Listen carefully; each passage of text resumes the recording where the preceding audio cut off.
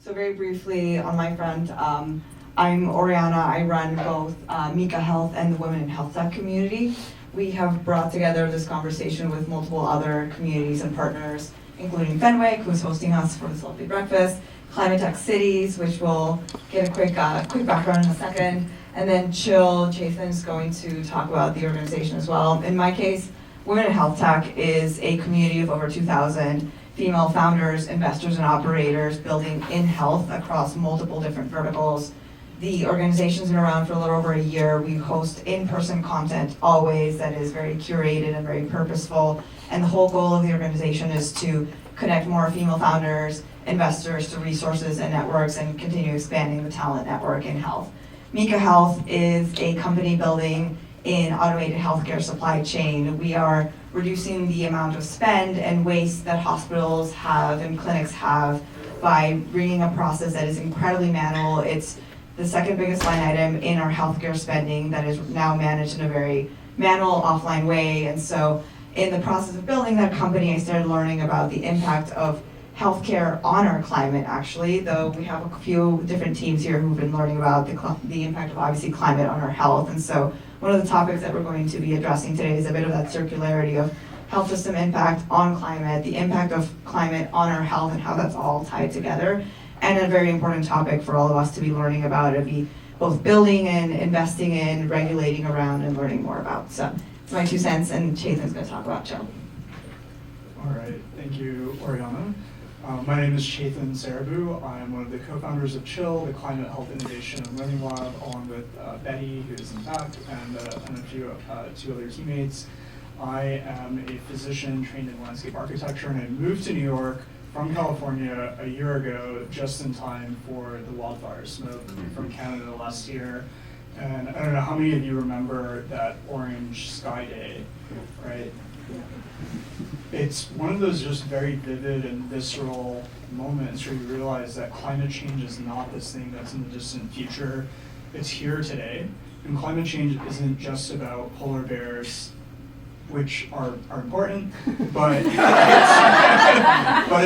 about our health. It's about all of our health. As a pediatrician, I've seen firsthand the impacts of wildfire smoke heat on patients they take care of, their physical and mental health.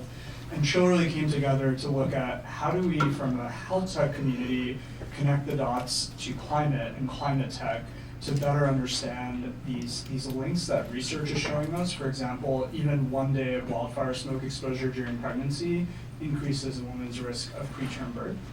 And we're identifying all of these connections, and we need to take more action from the healthcare system, use technology, innovation to make these connections more direct. And so that is the work that Chill is focused on, and I'm really excited to be here with everyone, all of the partners that Oriana mentioned. And then I want to next introduce Lacey. Lacey works for the city of New York for over a decade with experience in NBO through Superstorm Sandy and leading a lot of the resilience efforts. After that, to her work now as a graduate researcher at CUNY, really exploring the intersection of AI and urban systems and how we use AI to model climate futures. And so I'm going to turn it over to Lacey to also just do a little bit of stage setting in the context of New York and cities, and that will then kick off the rest of the conversation. Would you like a quick plug for ClimateTech Cities as well, if you don't mind? Yes, sorry. Yeah. Yep. I'm not Lacey. I'm Lisa from New York ClimateTech. Thank you everyone for coming. If you are interested in polar bears or accelerating the green transition, I encourage you to please sign up for our weekly newsletter where we aggregate all of the climate events happening in New York. We also do a monthly meetup if you'd like to get more plugged into the community. And I'll let you turn it over to Lacey, but thank you so much for coming. Thank you, Lisa. Thank you so much. I'm thrilled to be here. Like a classic academic, I've got like sheets of stuff I want to talk about, but I didn't want to leave out some great examples that I think will sort of seed your thinking as we hear from this panelist. So as a city employee, as a New Yorker, I've seen firsthand the challenges and opportunities our city faces at the intersection of climate change and public health. Today's discussion on the power of technology to address these issues is incredibly timely. New York City, as we know it, is a complex urban system, a living, breathing network of people, infrastructure, and very dynamic ecologies. Climate change has disrupted this delicate balance, as we've all seen in the past several years. The consequences for public health are dire. Here's where innovation comes in. The rise of HealthTech and ClimateTech offer a powerful toolkit for building a more resilient and healthy city. I want to give you 3 examples of where I'm seeing this as I approach my doctoral research. So imagine a future when wearable devices become sophisticated tools, not just for tracking your steps or your heart rate, but for identifying potential health risks based on real-time air quality data. An asthma attack triggered by a spike in ozone levels, your wearable could warn you to stay indoors. Can you picture a city with a network of air quality sensors constantly collecting data, feeding into a digital replica of the city, an urban digital twin, that would enable us to predict pollution patterns, heat waves, pinpoint hotspots, and inform public health intervention before crisis hits? This is emerging technology, and we're seeing cities around the world starting to investigate this further in Singapore, London, and Paris. Imagine a system that leverages smart thermostats and outdoor weather data to alert apartment dwellers when the temperature in their unit exceeds a safe threshold. This could prompt residents to take precautions like opening fire escapes for cross ventilation, or seeking refuge in air-conditioned spaces, or even going to their local park. These are just 3 examples of work where work that is emerging at the intersection of climate tech and health tech, but the potential is vast. By leveraging technologies like AI, machine learning, big data, and IoT, we can create a feedback loop between climate and health data, leading to more informed policies, targeted interventions, and advancing preventative care in a way we haven't before. This conversation is crucial. We need collaboration between climate tech innovators, healthcare professionals, and policymakers like myself to translate these possibilities into reality. By working together, we can ensure that New York City, a leader in innovation, also becomes a leader in building a healthier, more climate-resilient future for all its residents. I invite you to explore how we can use technology to create a city of the future, one that's not only technologically advanced, but also healthy and sustainable and prepared for the challenges ahead. Bear with me 1 more minute. This is my main thing. One final note. Let's push our imaginations further. Today, as you listen to our esteemed panelists, I urge you to consider not just the AI headlines of today, but to tap into the visionary spirit of science fiction writers of the past, like Ursula Le Guin or Ernest Callenbach. Imagine what they envisioned decades ago, like 50 years ago. Cities with self-regulating green roofs that filter air, wearable biosensors that predict health crises before they occur, or even vertical farms that provide fresh food. These were visions 50 years ago. What might the next 50 bring? Thanks.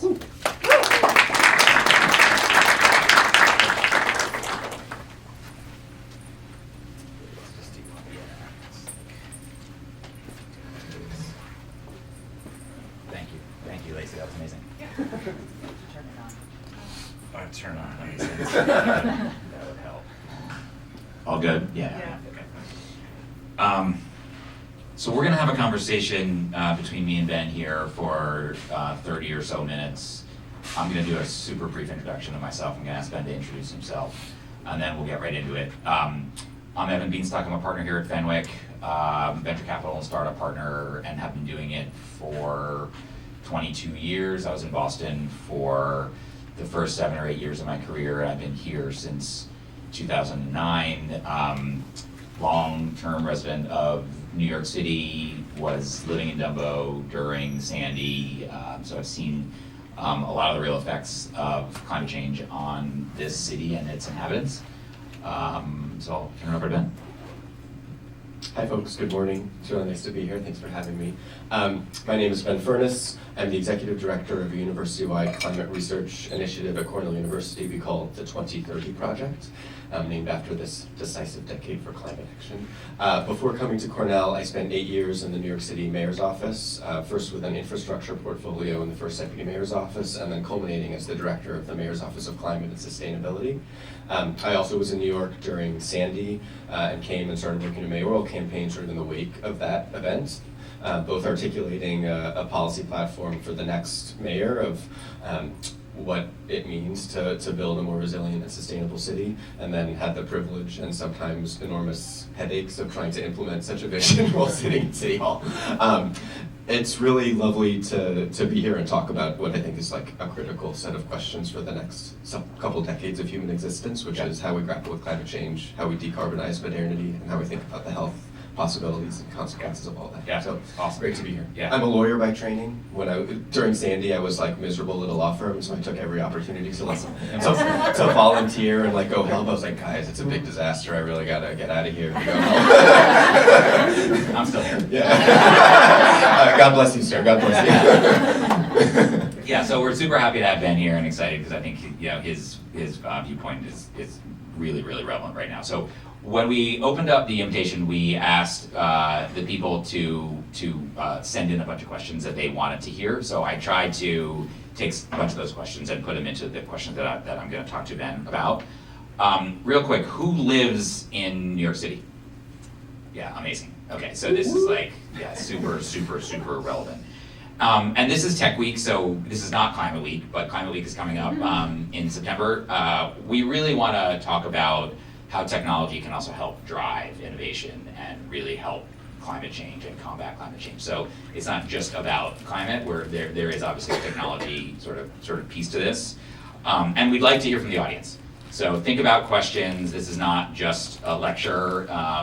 Think about questions because we want to hear what you guys have to say as New York City residents. And Ben was in the mayor's office, so pepper him with as many questions as you want. Oh wow, we're gonna do questions after. I love that the energy. That's good. Yeah, thank you so much. Okay, so let's just start off by asking sort of a basic question. How do you sort of see the three-way intersection between health, climate, and the city sort of right now? Sure.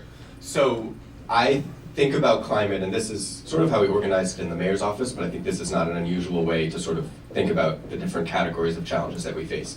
The first one is we are contributing an enormous amount to human-induced climate change through the greenhouse gas emissions that we produce, largely through the combustion, the burning of fossil fuels in our cars, in our vehicles, under the hood of our car, in our buildings for heating, and in the generation of electricity, and a little bit in the emissions associated with our waste. And so in New York City, those were sort of the big four categories: how we get around, how we keep our interiors comfortable, how we generate our electricity, and how we think about the emissions associated with the waste that we produce.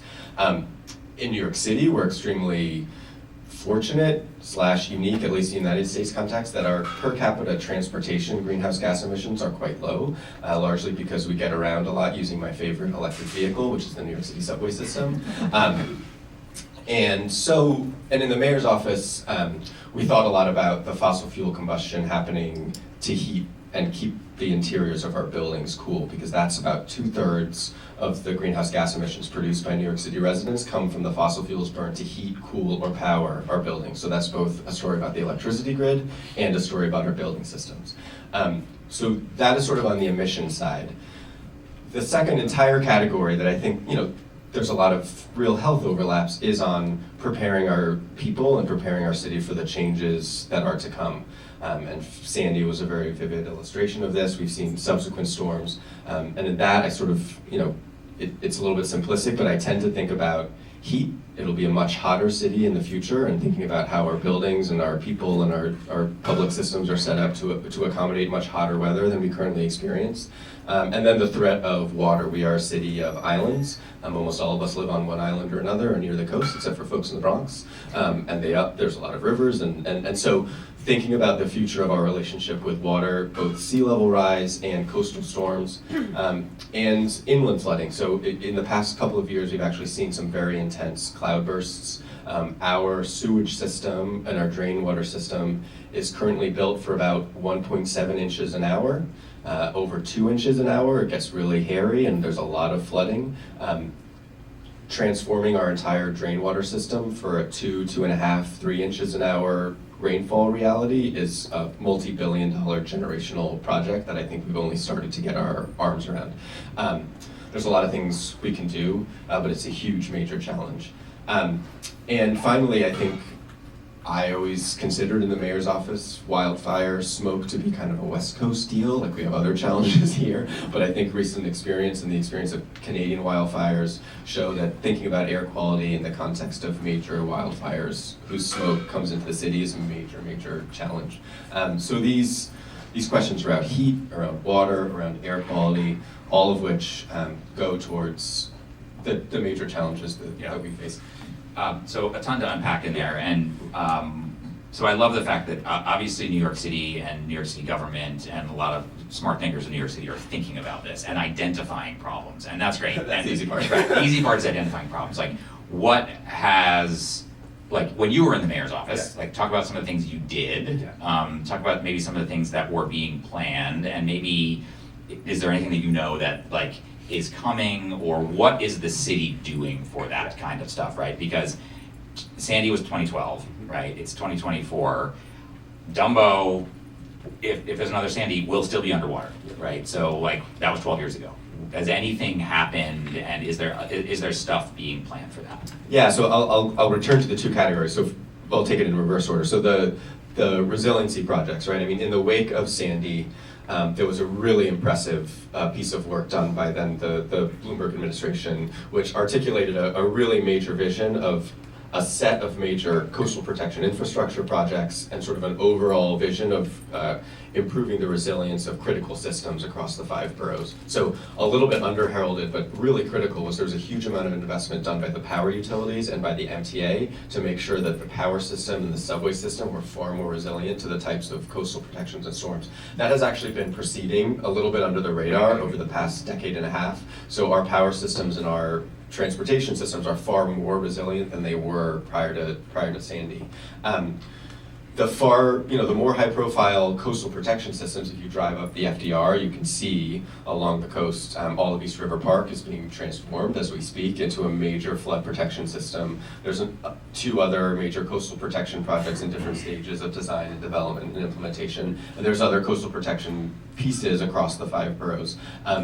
In the de Blasio administration, like, we really felt like we were picking up a baton, running it as far as we can, and then we'll be passing the baton, right? I mean, I think these are generational projects. These are things about transforming the city over the next several decades. There will be many different mayors, many different city councils that will be doing their piece of this overall resilience framework. But, I think that's sort of the major challenge on the resiliency side, and I think we moved the ball down the court. On the emission side, we spent an enormous amount of time both embracing sustainable housing growth in a way that oriented people's lives around continuing to be a city where most people for many trips tend to take the subway rather than using their private car.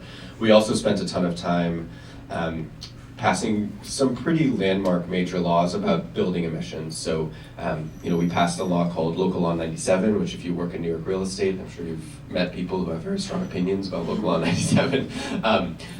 But that essentially, for all buildings over 25,000 square feet, sets greenhouse gas emission targets for those buildings to meet over the next 10, 15, 20 years, essentially catalyzing a series of retrofits or changes to the way those buildings heat and create hot water for themselves, shifting towards more efficient and ultimately electrified systems.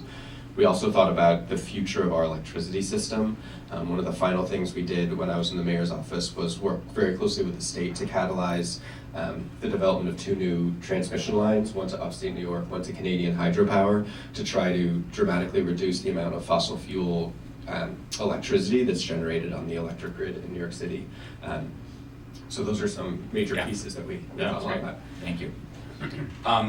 Let's talk about the diversity of the citizens in New York City and how climate affects them differently, right? So something that is called climate inequality. Yeah. And I've written about it a little bit, and you and I have spoken about it, but how do you see it playing out here in New York, and how can it be combated better? Yeah, I mean, I think this is something we thought a ton about in the mayor's office when we were thinking about where to prioritize our investments and how to accommodate different people's needs. I mean, on a very basic level, if you are lower income or poor in New York, you are much less resilient to any sort of shock, any sort of dramatic change in your life. And so, thinking a lot about economic inequality and how to reduce it, this was certainly something that Bill de Blasio, the man, cared a lot about, but our administration in general was sort of about alleviating the challenges, the hardest hit folks in the city. Even on a very specific and tangible level, there's just a lot of people who don't have air conditioning right now, and so the wide variety of heat vulnerability that we saw during COVID. A very classic example of what New York City does during a heat wave is identify cooling centers for people to congregate. So they leave their apartments, leave their homes, go to a senior center, go to a library, any place where there's air conditioning. During COVID, we didn't want people gathering in rooms. So it was this incredibly harrowing challenge where we were like, people will die in their apartments unless we figure out a way to keep them cool. So we spun up a huge free air conditioning giveaway program. It was not perfect. We did it very quickly to try to get as many air conditioners out to as many vulnerable people as we could to keep people from dying in their homes. It was a very good example of like, water and coastal storms get a lot of attention, but the thing that will really kill people and transform people's lives is heat, and if we don't take that really seriously. So, I think that's one I think a lot about. There's neighborhood level things about where we plant trees to try to create sort of cooler neighborhoods overall. That can be really nice. Personally, I think there's really no substitute just having air conditioning in your apartment. I mean, I think if we're all serious with ourselves, like that's the thing that is the difference between staying alive and not, or, particularly if people are limited mobility, it's hard for them to get out of their apartment. They just need a cool, comfortable place for them to be inside. Yeah. So now you're at Cornell. Yeah. So you spend a lot of time thinking about climate problems and how the climate is affecting our citizens, right? And now you're at Cornell. In your opinion, from what you're seeing at Cornell and what is being done there, what is the most impactful, or what has the potential to be the most impactful? First, I want to talk about technology, because we're all here to talk about technology. What could be the most impactful technology that you see to help climate change? And I mean, you can tailor it to the city or not. And then talk about the groups involved, like who is going to drive that change? Is it government? Is it big business? Is it the private sector? Is it venture capital? So technology, and then who can push that change forward? Yeah. So at Cornell, I run a university-wide climate research initiative where we support impact-oriented climate-related research that's happening across all of Cornell's colleges.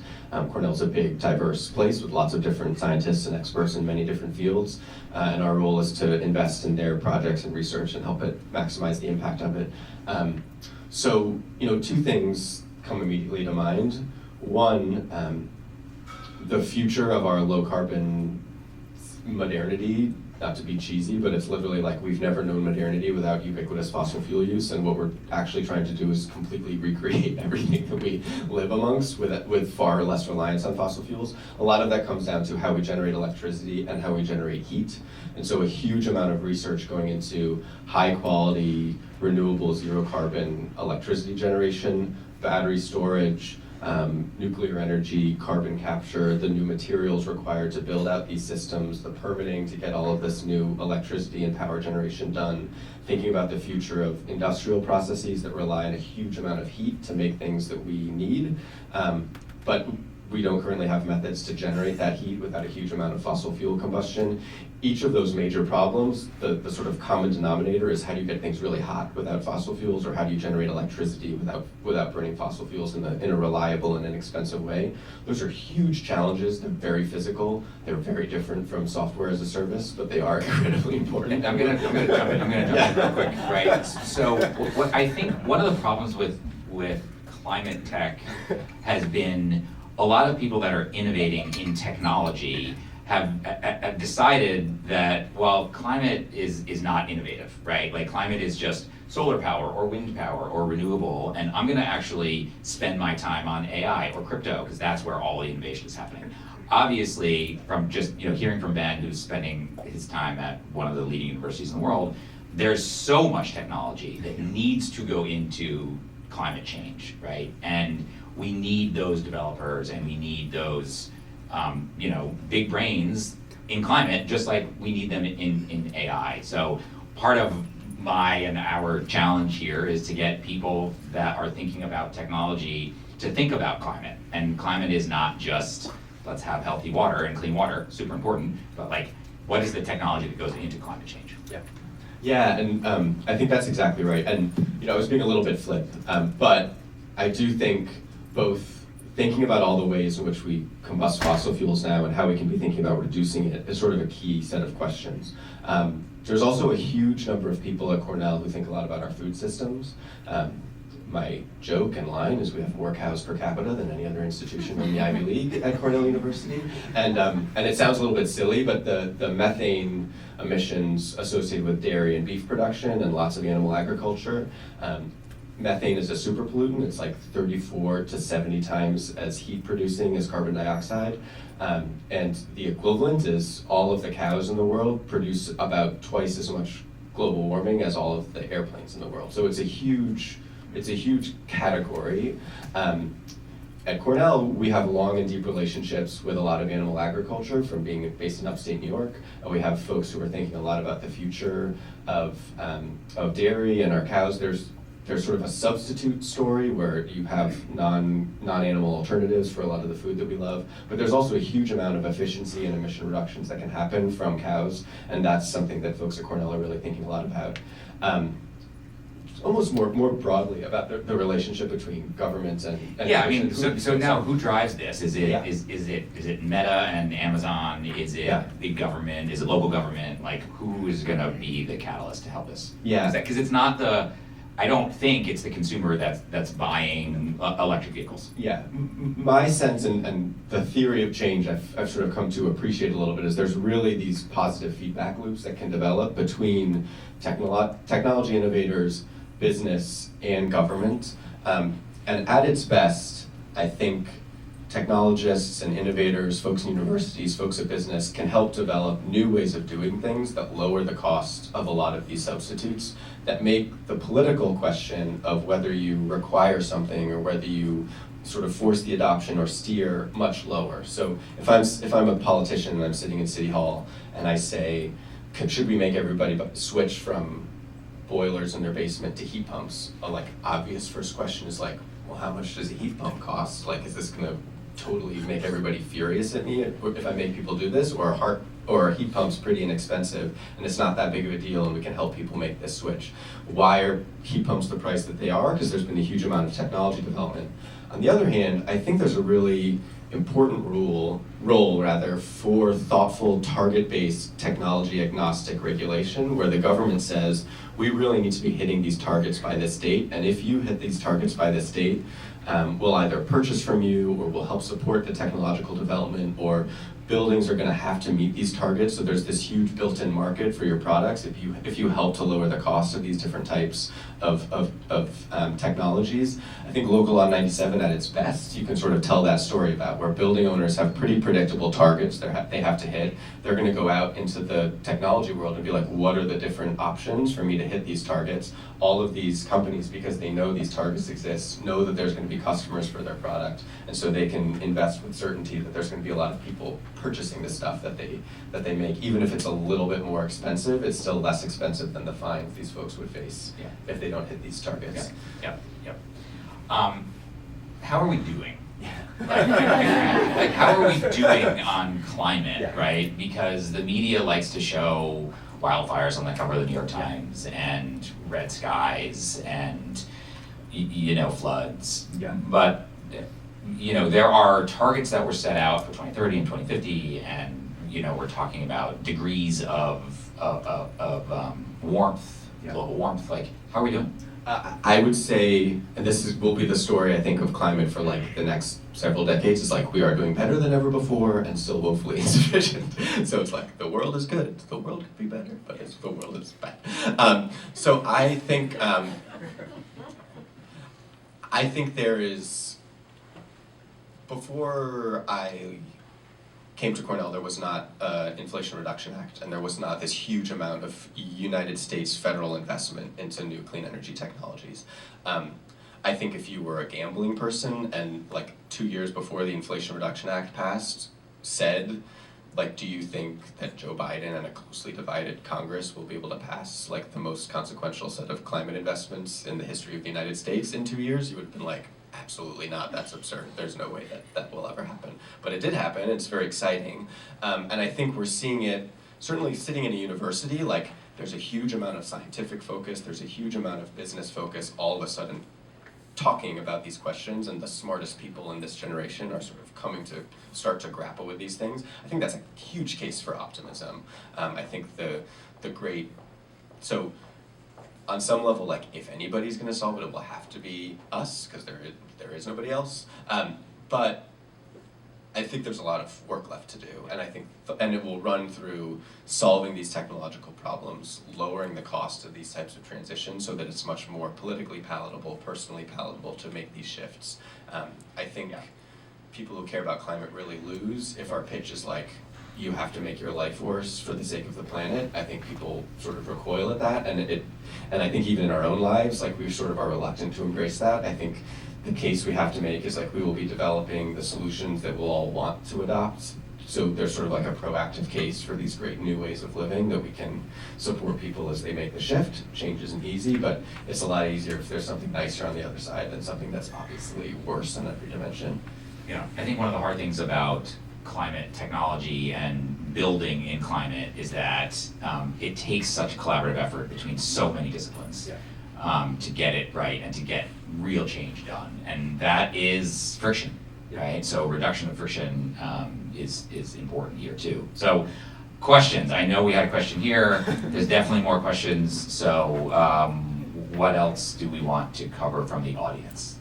Fire away. I wrote it down. Nice. Thank you so much. This is amazing to be here.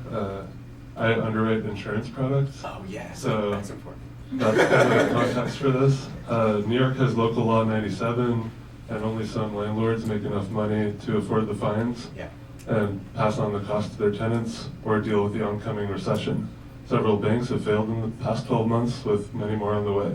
Corporate real estate is empty. There's tens of millions of empty square footage in Manhattan, so landlords can't pay their mortgages. So another question. New York is also self-funded for flood risk insurance. My question is, who defines the acts of God? And the follow-up, how much will the city pass on the cost and risk to those who cannot afford home insurance or for whom banks refuse to underwrite mortgages that are dependent on zip codes and flood-prone areas of the 5 boroughs? Yeah, this is a really important question. The first question I think is above my pay grade. No. I do think like what you're describing is the business manifestations of a lot of really challenging social problems that we all kind of have to grapple with holistically, which is like, where does it make sense for us to be building new places to live in the 5 boroughs? How do we think about the fossil fuel use that continues in buildings that are low occupancy? And how should we think about transitioning those buildings, and who bears the cost of transitioning those buildings away from fossil fuels if there's not very deep-pocketed tenants who are able to sort of accommodate some of that?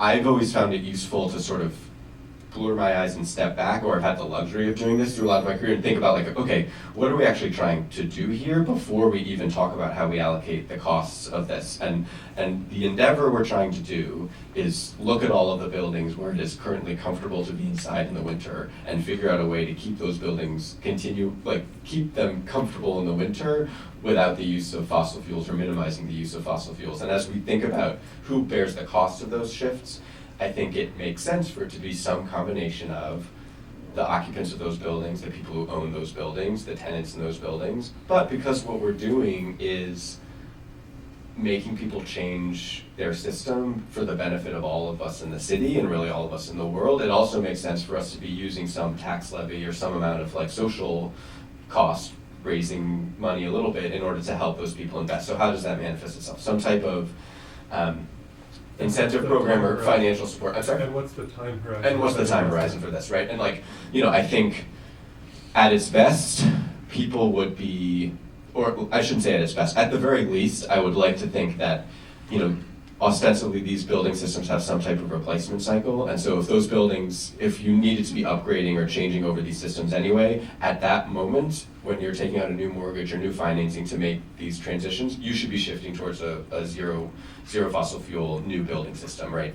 How much we accelerate that before you would have done it otherwise, I think is an important conversation between the building owners, the city government, the state government, the federal government, and as much as we can lower the cost of making these transitions as useful, Local Law 97, I think at its best, will generate revenue to the city government that then I think a thoughtful mayor, and this was certainly our intention, I think the Adams administration feels similarly, revenue for the city from penalties and fines that then can be reinvested in supporting those buildings make the transition.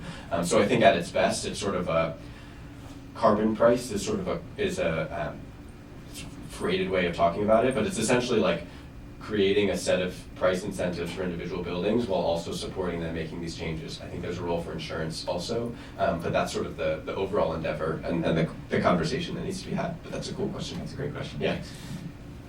Yeah, go ahead. This is kind of, I guess, an extension of that last question, but like a little bit broader.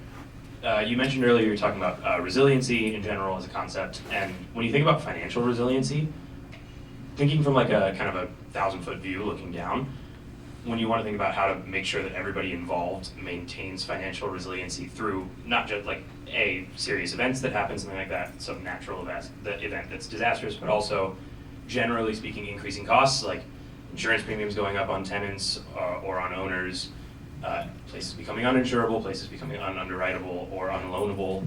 How do you think about kind of you can take it in whatever direction you want, the way to kind of mitigate those financial realities of a changing world? Yeah, I think this is really important.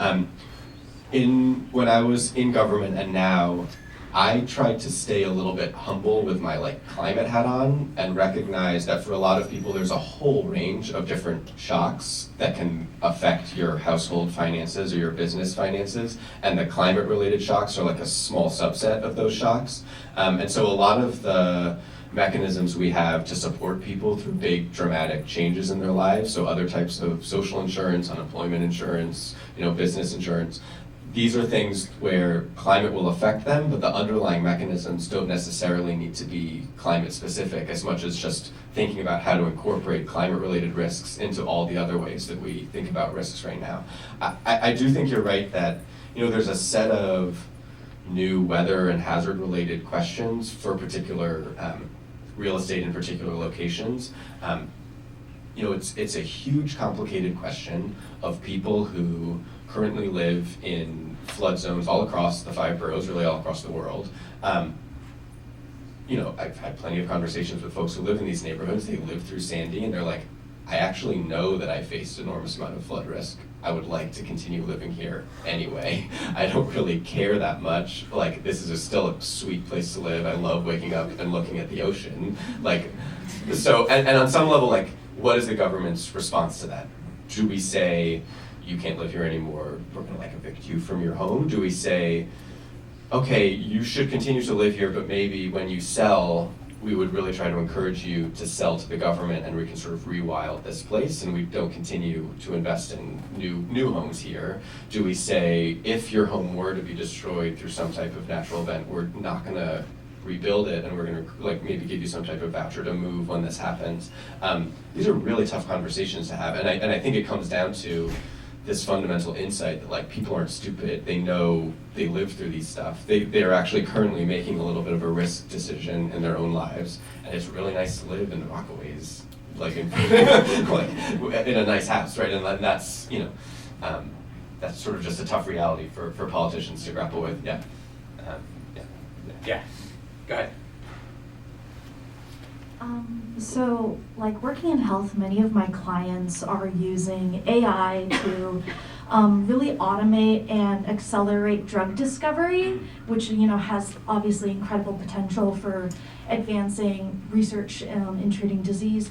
But at the same time, how do we grapple with so many health tech companies and honestly all sorts of companies adopting AI and the impacts that that has on the environment? Yes, so I would take this sort of in two ways. Sort of one, it certainly feels like, and people dispute how overhyped or underhyped this dynamic is, but just these new computational tools, AI, machine learning, it will be a huge amount of energy that is needed to run these systems. And we're seeing data center loads pop up across the United States.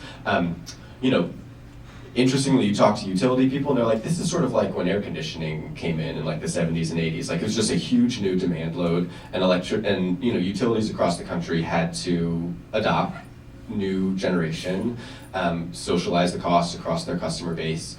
This sort of come back to why having sort of like off-the-shelf clean energy solutions that we can be investing in that allows continued economic growth and continued energy use growth without contributing to additional climate pollution is sort of what's so critical about that. I acknowledge that's a huge challenge, but it's a little bit tough to say these are worthwhile uses of energy, these are not worthwhile uses of energy. I think both politically and me personally, I like a future much better where we actually like huge new sources of energy, they just happen to be low carbon, zero emission sources of energy, so we feel comfortable with energy use. On the other side, I think at Cornell, there's a ton of people who are thinking about materials. One of the pillars of our 2030 project we call Materials of the Future. And so just as AI is sort of starting to accelerate drug discovery, I think there's a huge new set of material scientists who are using AI and machine learning and to accelerate materials discovery. There's all sorts of really interesting use cases for this, both in energy and carbon capture and lightweight materials that are far more efficient. And so that's sort of my I have a mini enthusiasm for that. I think it's really interesting. I don't understand what the scientists are doing, but they seem very excited, and I trust them. And and so their excitement is infectious to me. All right, let's do one more because we got to run to another panel. So yeah, right behind. There you go. Hello. My question is, how do we ensure that the climate tech and healthcare tech that we are creating doesn't further the disparity between the have and the have-nots? Yeah, I mean, I think dramatically lowering the costs and expanding the accessibility of as many new technologies as quickly as possible is sort of the common denominator. I am someone who, if something is really great and is currently only used by rich people, my personal impulse is not to say oh, we should get rid of it because only rich people use it. My impulse is to be we should make it really cheap so we all can use it. That's really great. And sometimes you sort of have to go through a period where the most cutting edge stuff is accessible only to the wealthiest people. But that, I would almost aspire to think of that as a phase rather than a permanent reality and push it down the cost curve and figure out ways we can adjust our system so everybody can take advantage of the best stuff. Great. I love that answer and the end to that. So, Ben, thank you so much. This was amazing. Thank you, everyone.